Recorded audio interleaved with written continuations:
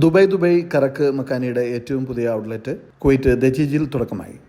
ജനപ്രിയ casual dining ശൃംഖലയായ Dubai കറക്ക് മക്കാനിയുടെ പുതിയ outlet ഫാമിലികൾക്കായുള്ള പ്രത്യേക ഡൈനിങ് ഫെസിലിറ്റീസുകളോടുകൂടിയാണ് തുടങ്ങിയിരിക്കുന്നത്. ദജീജ് ലുലു ഹൈപ്പർ മാർക്കറ്റിന് സമീപം ആരംഭിച്ച പുതിയ ശാഖ കുവൈറ്റിലെ 12ാമത്തെയും GCCയിലെ 15ാമത്തെയും ബ്രാഞ്ചാണ്. നവംബർ 27 വ്യാഴാഴ്ച ഔദ്യോഗികമായി തുറന്ന ഔട്ട്ലെറ്റിന് ഉപഭോക്താക്കളുടെ മികച്ച പ്രതികരണമാണ് ലഭിച്ചതെന്ന് പ്രതിനിധികൾ പറഞ്ഞു.